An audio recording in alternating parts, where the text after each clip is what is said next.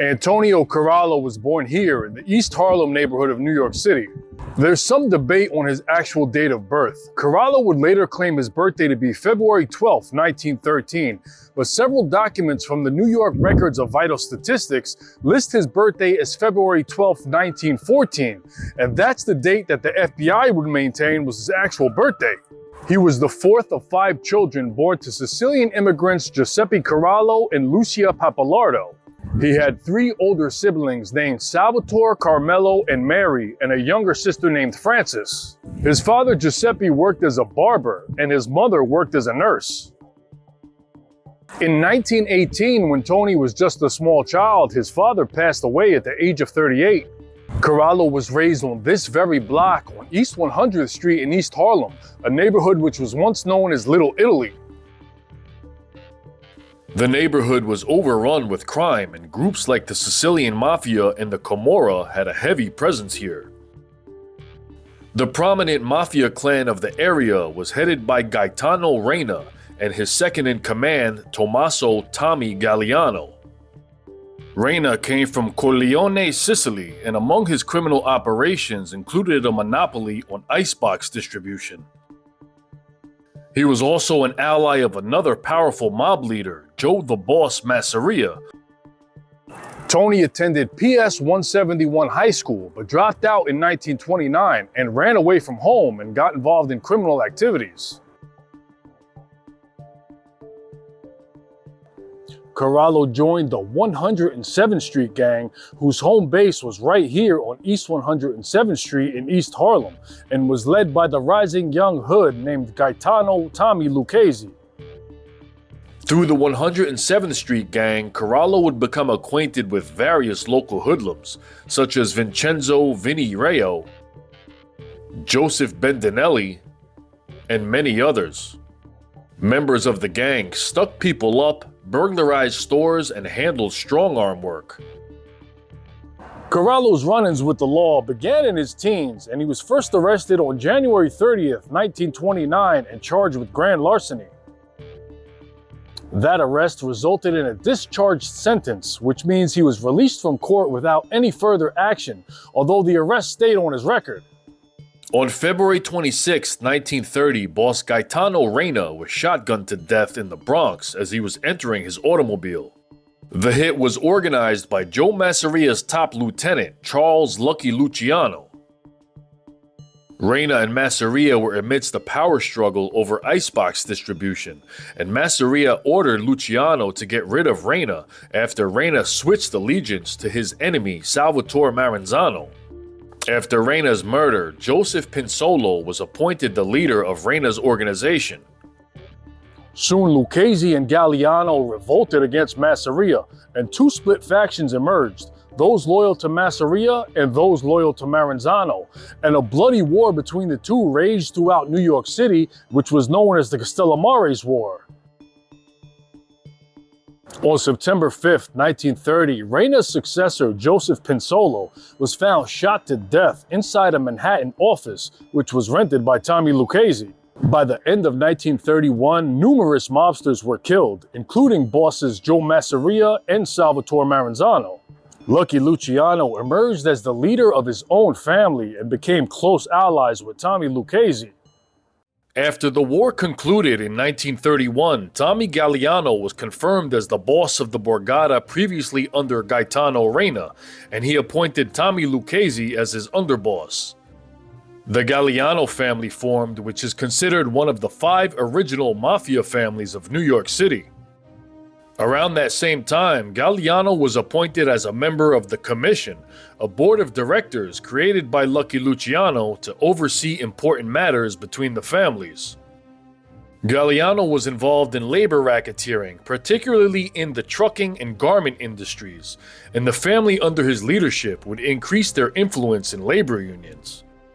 A labor union is an organization formed by workers in a particular trade, industry, or company for the purpose of improving pay, benefits, and working conditions. Union representatives engage employers in a process known as collective bargaining, which negotiates numerous contract terms for union members. Labor unions have regional chapters called locals, each of which obtains a charter from the national level organization. When labor unions began feuding with one another, both unions and employers reached out to gangsters to help counteract the violence directed at them, and by the 1930s, the Mafia had gained a firm foothold in unions. Control over a union was valuable to Mafia families in many ways. They embezzled money from union funds, extorted money from employers, and their control of a union meant that they could trade their union's support to politicians in exchange for immunity from investigation and prosecution.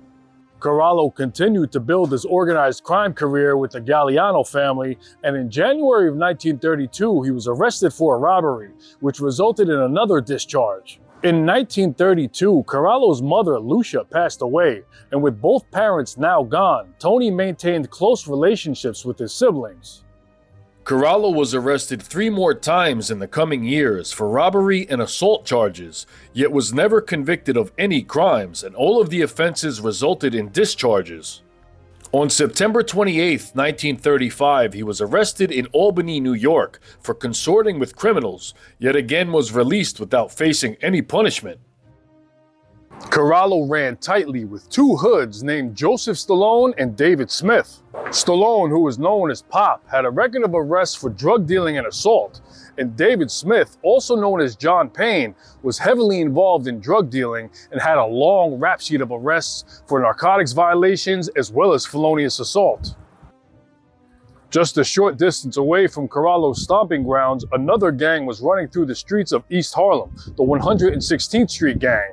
It was a crew under Luciano's family, headed by his top capo, Trigger Mike Coppola, who oversaw some notable underlings in the crew, which included Fat Tony Salerno, who would one day become the front boss for the family which succeeded the Luciano family, the Genovese family, and would soon become one of Corallo's allies. On April 15, 1936, Corallo was arrested in Kansas City, Missouri, using the name Antonio Freno for suspicion of robbing a federal bank. Arrested along with him were 2 of his old crime pals from East Harlem who had gotten involved with the Kansas City mob, John Lenardi and Joseph Benatende. Corallo was released the following day and never faced any charges for the offense. One of the mobsters operating under Gagliano was James Plumeri, known as Jimmy Doyle. Doyle, who originally worked for Gaetano Reyna, was a boxing manager and labor racketeer who extorted the trucking industry along with his partner Dominic Didato. Doyle's nephew, Giovanni Diagardi, known as Johnny Dio, had also joined his uncle's labor extortion racket at a young age. In 1937, both Jimmy Doyle and 23-year-old Johnny Dio were arrested for operating a racket on truckers in the millinery, hosiery, and garment trades. They shook down one trucking organization for $500 a month and solicited truck drivers to join their 5 boroughs Truckmen's Service Association. The truckers who didn't comply were either beaten or had their truck motors ruined. Authorities had been searching for Corallo to arrest him for a robbery which took place 2 years earlier, and finally apprehended him on March 22, 1938. On January 6, 1936, 4 thieves had pulled off a daring robbery of a jewelry store in Rockefeller Center and made off with over $50,000 worth of jewels. One of the suspects in this robbery was Joseph Benatende, who was now in prison for another robbery charge. Corallo never faced trial for this offense, and it resulted in yet another discharge. Both Johnny Dio and Jimmy Doyle were facing as much as 92 years in prison for their extortion charges, but in 1938, each was sentenced to 5 years. Dio was paroled in 1940 after serving 2 years of his sentence. In 1940, Corallo was listed as self-employed as a collector for the West End Music Company and also as a part-time chauffeur. On January 30th, 1941, Corallo was arrested along with Pop Stallone and David Smith for being in possession of $150,000 worth of drugs, and in March, Corallo pled guilty to narcotics possession. After piling up 11 arrests over the past 11 years, which included 5 robbery and 2 narcotics charges, this was Corallo's first conviction. He was sent to the workhouse at Rikers Island and served less than 5 months and was released on August 18, 1941. Corallo's World War II status was classified as 4F, which meant he was a habitual, undesirable criminal, although at the time he hadn't been convicted of any felonies. Back on the streets, Corallo steadfastly built his organized crime career in the Gagliano family. The stout Corallo stood 5'7", weighing around 170 pounds, and had a no-nonsense demeanor. He was a tough character who avoided attention and kept a low profile. He was very stoic and spoke little, but when he did speak, he was blunt and profane. He sported a tattoo on his left arm depicting a violet, and one on his right arm of a cross and hearts.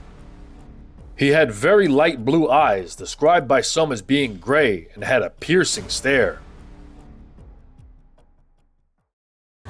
In 1941, Corallo was running a candy store at 342 East 100th Street, which was owned by his brother Carmelo and was a bookmaking front. A 28-year-old man named Joseph Gagliano, who was on parole for a narcotics violation, was running his own candy store a few blocks away from Corallo's. On August 13, 1941, Gagliano was found shot to death on the roof of a building in East Harlem.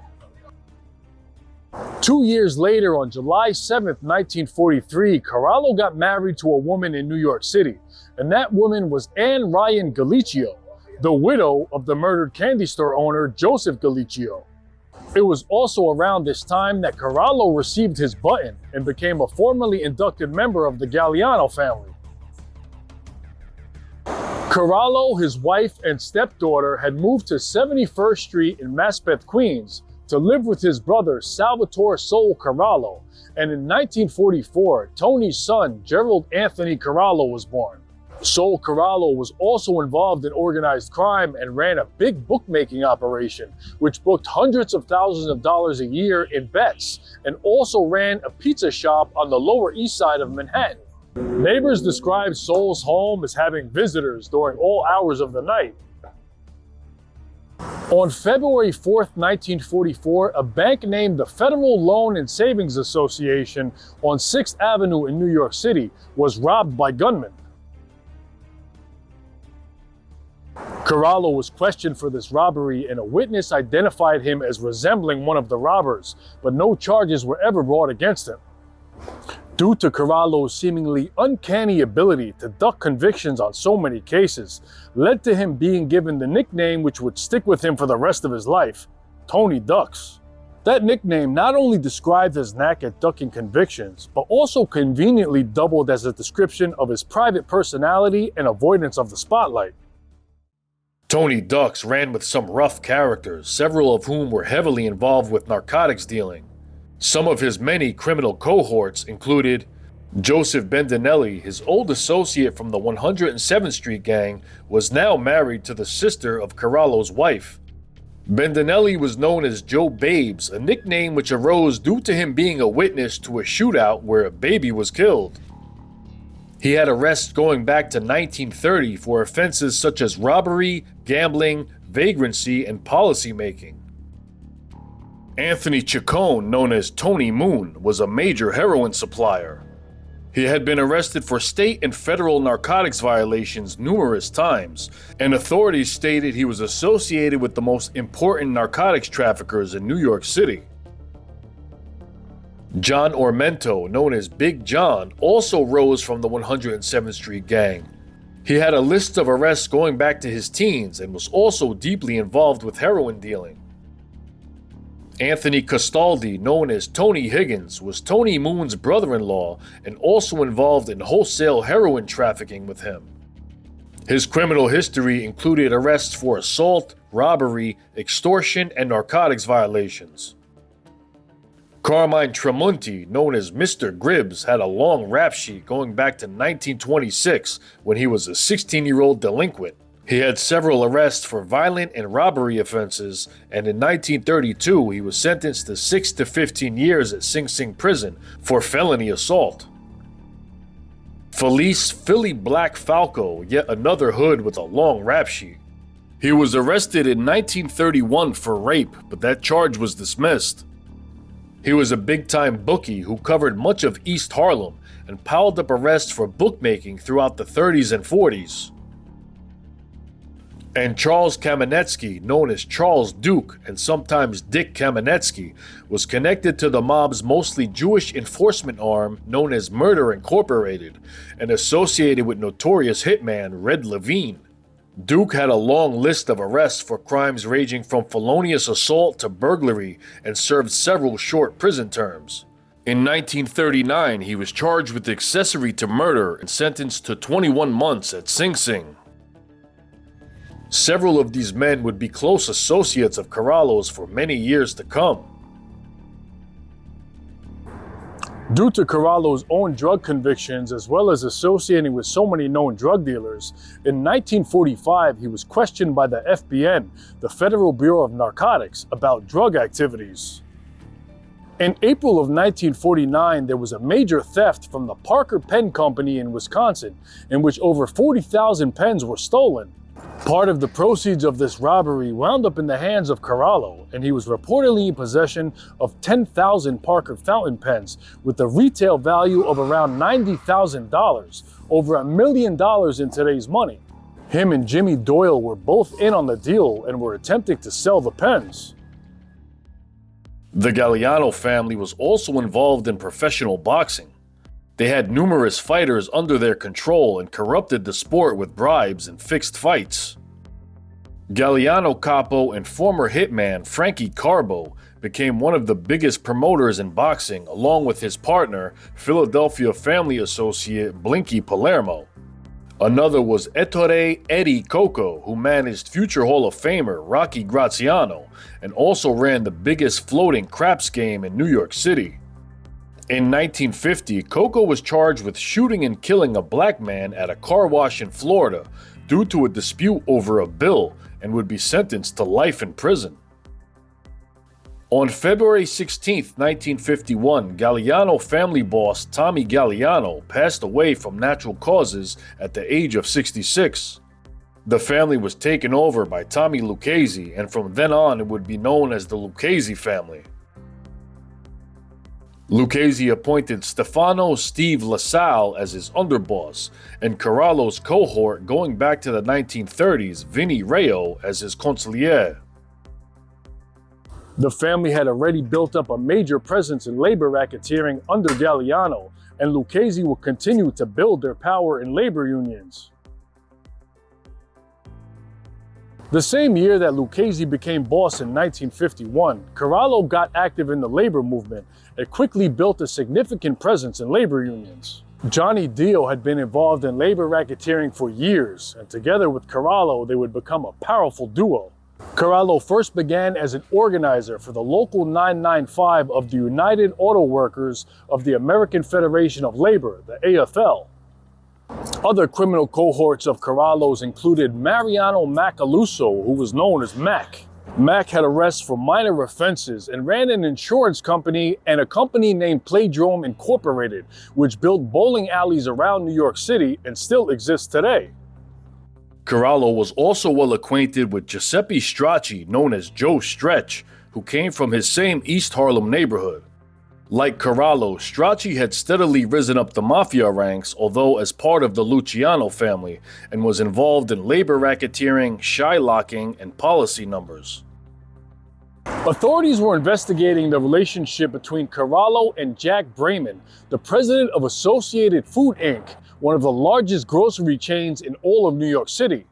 Brayman began experiencing issues with keeping his truck drivers on the job, and many of them were screwing up deliveries. In 1953, Corallo was listed as an employee of Associated, working as a spotter to keep an eye on the truck drivers, and was paid $100 a week. Needless to say, after Corallo got involved with Associated, the truck drivers stopped causing Brayman problems and deliveries resumed as usual. In 1956, Corallo moved into this home on 8th Avenue in the Whitestone neighborhood of Queens, where many of his criminal companions also moved to. Just a short distance away from Corallo was where boss Tommy Lucchese lived, in this house on Parsons Boulevard. Tommy's brother Joseph lived just a few blocks away on 10th Avenue. Carmine Tremonti's home was also nearby on 6th Avenue. and Tony Moon was just around the corner at Center Drive. Corallo got involved with the local 239 of IBT, the International Brotherhood of Teamsters. The 239 was headed by President Samuel Goldstein, a cohort of Johnny Dio's, and Corallo became the vice president. Labor union maverick Jimmy Hoffa was the vice president of the IBT and forged partnerships with Corallo and Dio. By now, Tommy Lucchese had risen to become one of the most prominent figures in organized crime and had strong political connections. The low-key, savvy, and disciplined Corallo had been promoted to a capo regime, or a captain, in the Lucchese family. He had built a vast network of criminals and associated with a wide range of characters, which would help the Lucchese family achieve enormous power and influence in the coming years. The former street hood had traded his gangster threads for a business suit and horn-rimmed glasses. The FBI listed Tony Ducks Corallo as one of America's top hoodlums, alongside some of the most significant underworld figures in the country. Due to his prior armed robbery charges and association with violent criminals, he was considered armed and dangerous. But Tony Ducks didn't need a gun to be dangerous. His real weapons were his caginess, intellect, and dynamic nexus. His days of petty crimes were over. He quickly became a major presence in labor unions and would soon become one of the most influential organized crime magnates in the entire country.